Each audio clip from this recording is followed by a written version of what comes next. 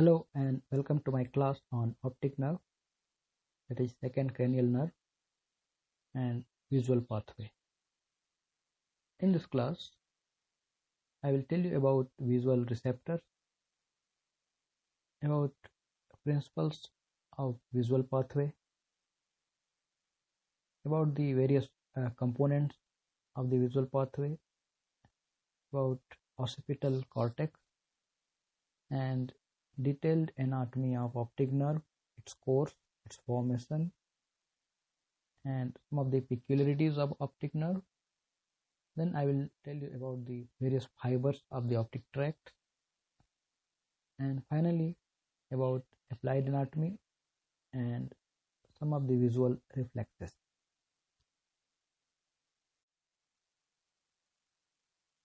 So, optic nerve or nerve of vision or sight.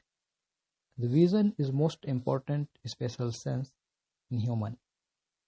This visual system carry impulse containing sense of vision from retina to the visual cortex. Now, approximately 2 million nerve fiber in both optic nerve constitute around 1/3 of the afferent nerve fiber, that is reaching to the CNS. Human eye respond to visual spectrum of 400 nanometer to 700 nanometer, that is from blue to red light. First come to the visual receptors. The visual receptors, they are located in retina, and retina is located in this posterolateral or posterior aspect of the eyeball. This yellow color region is the retina, and suppose any object is placed in front of eye, in this region object to be seen, its image is formed in the retina, and this retina consists of visual receptors. Now retina is for descriptive purpose divided into central retina, that is in this region of the occipital pole, and this peripheral retina. So in the central retina, the important structure is fovea in the region of macula, and this optic disc, and here is the peripheral retina, which is extending up to ora serrata, and from ora serrata it is continuous with the ciliary body. Now, two visual receptors are rods and cone, which constitute 70% of receptors of whole body. These rods, they are responsible for topic vision, that is for dim light and black and white vision, and cones are responsible for photopic vision, for bright light and color vision. As per their shape, they are named as rods and cone, and they are located within the retina. I will tell you about the various other cells or layers of the retina. Now come to some of the important regions in the retina, or important regions. One of the region is fovea. What is the fovea? It is 1.5 millimeter region that is located in the occipital pole. It is actually the central fixation point of each eye. Look at this image. Here it is fovea. Now this is the region of retina with highest visual acuity. So here what you will observe, that is clearest vision, and this region contains only cones. Now macula lutea. This macula is the yellowish oval region. Here in the image, look at this image. Around the fovea, this region is macula. It is approximately 3 to 5 millimeter in diameter, that is surrounding the fovea.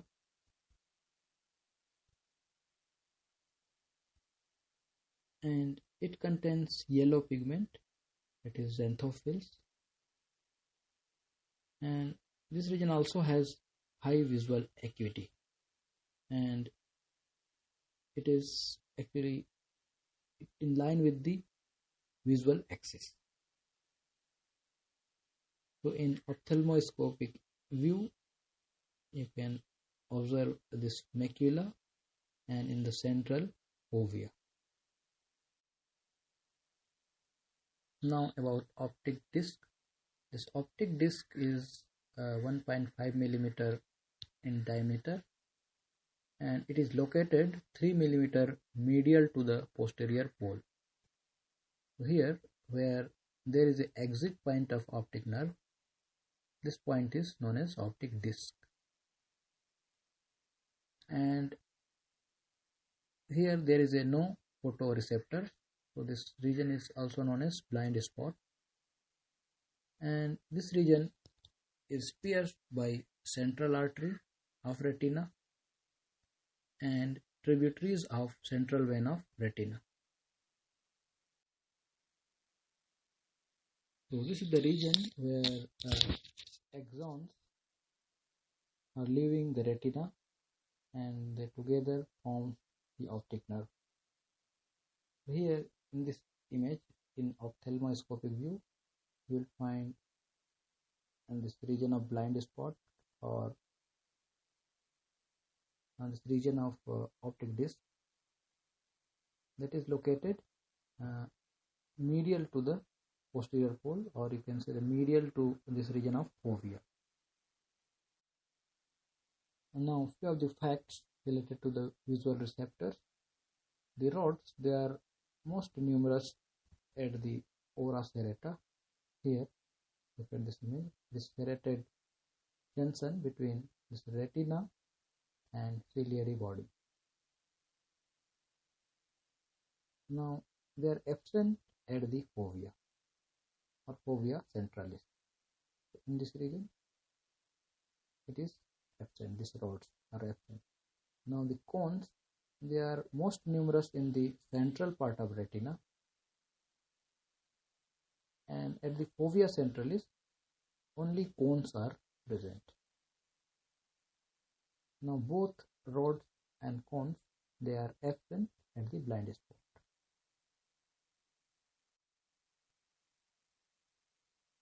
Now come to the neurons of visual pathway, about the various cells of retina or various layers of the retina.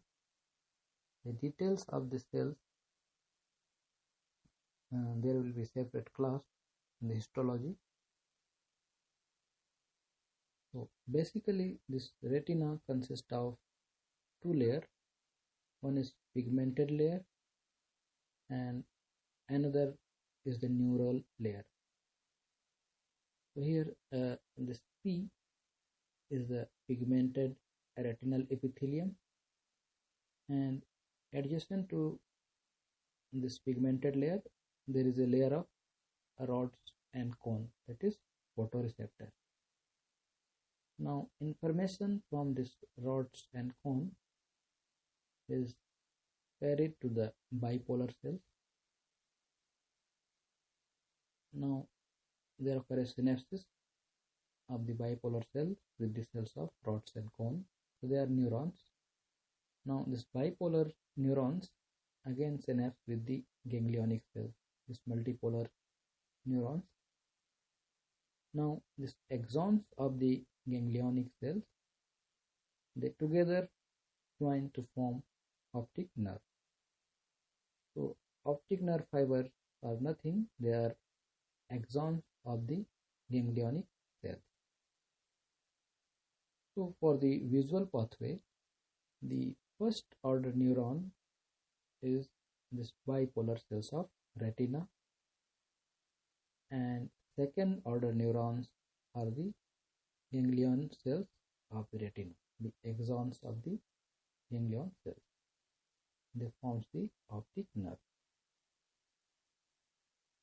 So impulse from the rods and cone is carried to the striate area of visual cortex, area 17, via this bipolar cell, then by ganglionic cell. Now this optic nerve continues is a optic chiasma. There is a crossing of the some of the fibers of the optic nerve. Then it continues as a optic tract. Now this optic tract ends in the region of lateral geniculate body. Here it is lateral geniculate body.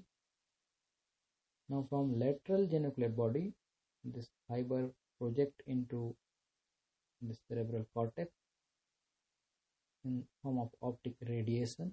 Here it is optic radiation and reaches to the visual cortex. Now come to some of the unique features of the optic nerve. Optic nerve is truly a tract of brain, as it develops as an outgrowth from the diencephalon during embryonic life. It is not a true peripheral nerve or cranial nerve because it is having some of the unique features, like it is composed of second order of sensory neurons, and it is, as you have seen, it is formed by the axons of ganglionic cells. Now its fibers are myelinated by oligodendrocytes. Usually the nerve fibers, that is peripheral nerves, they are myelinated by the Schwann cells, but this optic nerve is myelinated by oligodendrocyte, which is actually the cells for the myelination of neurons of central nervous system.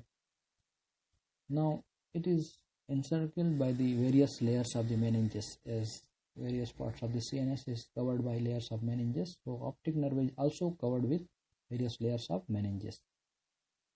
Now, similar to the neurons in the CNS, its fiber cannot regenerate if it is cut or damaged. Now come to the course of the optic nerve. So optic nerve begins at optic disc. Now it pierces the layers of the eyeball. Then it acquires myelin sheath during its passage through this tunic of eyes. Now it passes backwards and medially. Then within the optic canal, then it joins with the optic chiasma in the cranial cavity. So optic nerve, its length is around 4 centimeter, and it is described in 3 parts. The part which remains in the orbit or orbital cavity is intraorbital part, this portion, and part within the optic canal is canalicular part, and in this region, that is in the cranial cavity, this is the intracranial part. So first come to the intraocular or intraorbital part, that is within the orbital cavity, that is the region of optic papilla or optic disc.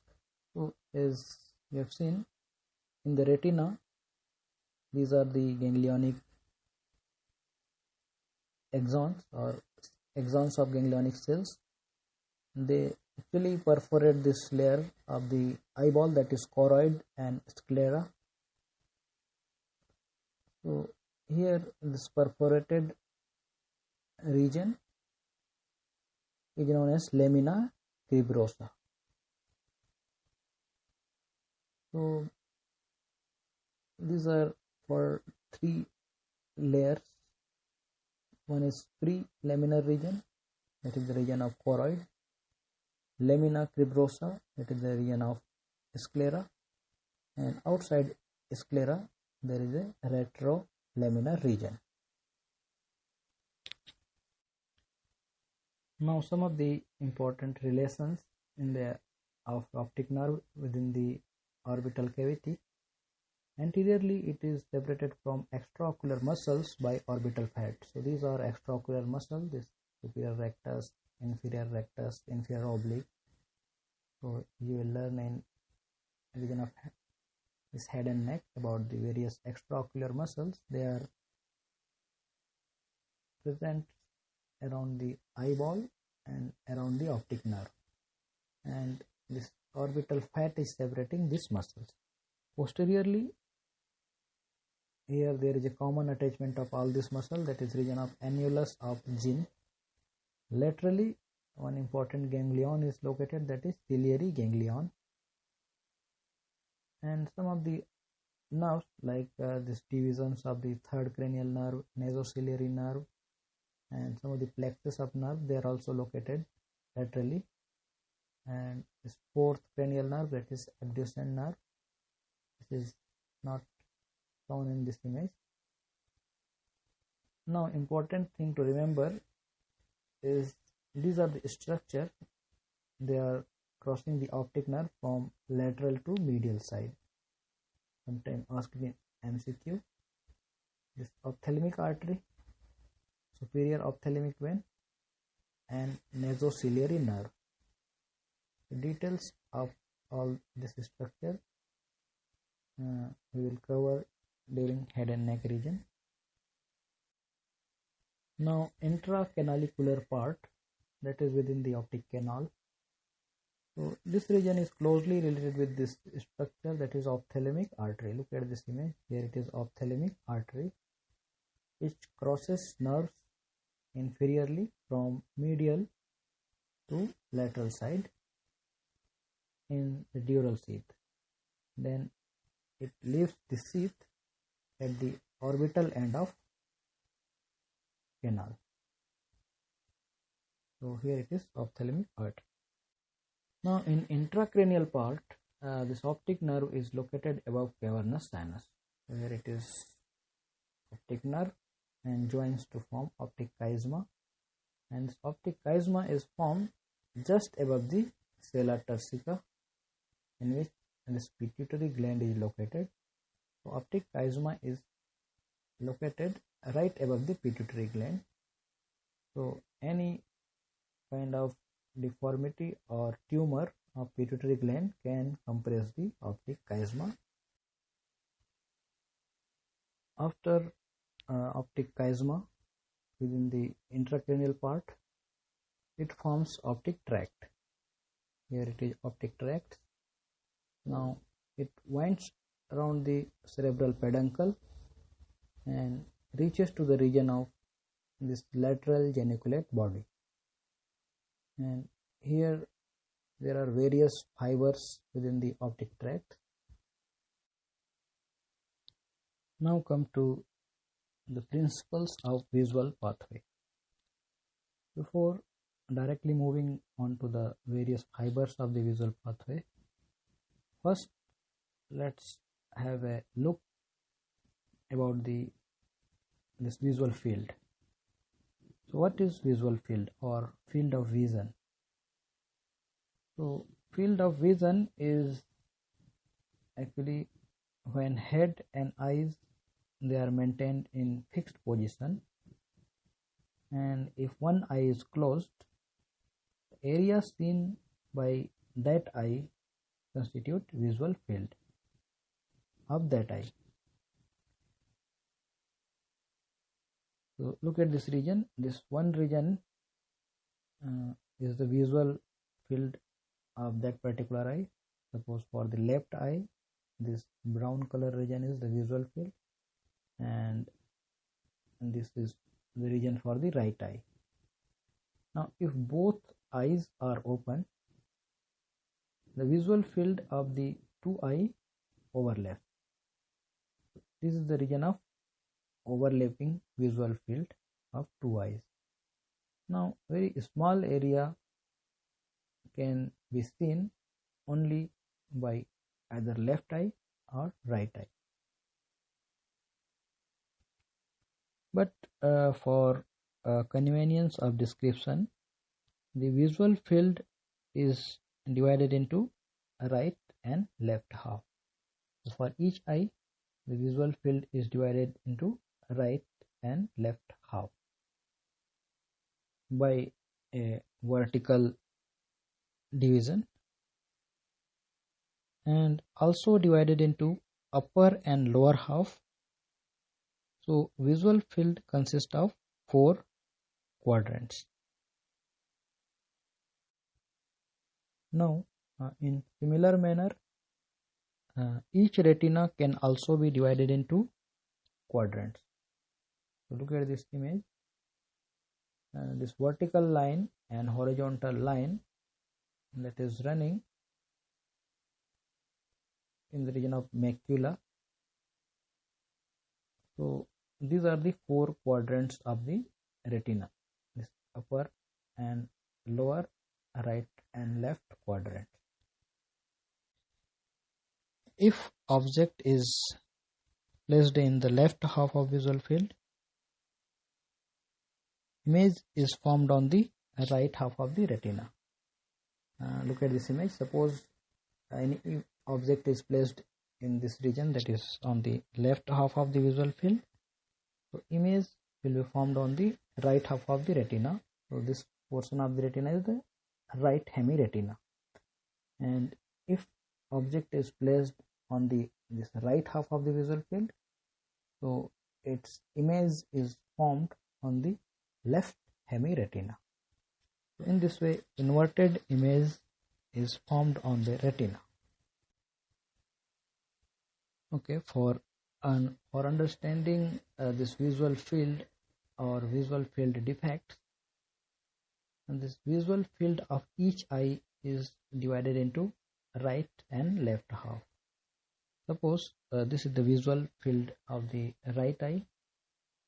This visual field is divided into 2 halves, right half and left half. This right half of the visual field of the right eye is known as temporal, while the left half of the visual field of the right eye is known as nasal. So this right and left half of the visual field is again divided into nasal and temporal field. Now for the left eye, this lateral half of the visual field is known as temporal, and this medial half of the visual field is nasal. So the right here is the nasal, while left one is the temporal for left eye. For right eye, this right is temporal, while this left half is nasal. So in relation to the nose, and this medial aspect is nasal, while lateral aspect of the visual field for both eyes is the temporal. Now in the same way, this hemiretina of each eye is again divided into temporal and nasal. So this medial region of retina, in which the retinal fibers are located, so this medial hemiretina is the nasal fiber, and this lateral portion of hemiretina is the temporal fiber. Now the image, as I have told you, they are inverted. So the object placed on the nasal half of the visual field, its image is formed on the temporal half of retina, while object, if it is placed in this temporal half of the visual field, its image is formed on the nasal half of the retina. Now look at the fibers emerging from the retinal quadrants. These fibers, they maintain their relative position within the optic nerve, in the optic tract, and in the optic chiasma, as well as in optic radiation.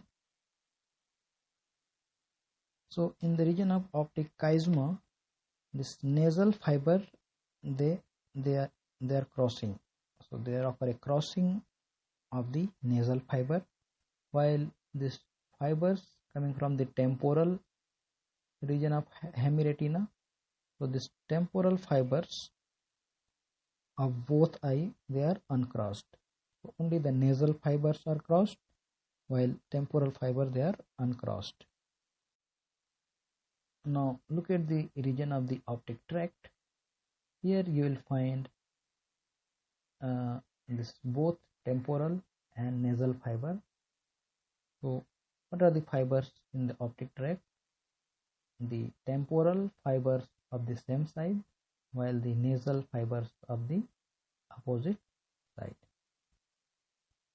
But visual information is just reverse, that is temporal field of opposite eye and nasal field of the same side of eye. Now fibers reaches to the lateral geniculate body. This lateral geniculate body is one of the nucleus of thalamus, and its gray matter they are arranged in 6 lamina, and they are numbered 1 to 6. Now there occur a synapses of this temporal and nasal fiber. So this contralateral nasal retinal fiber they synapse in the layer 1, 4, 6.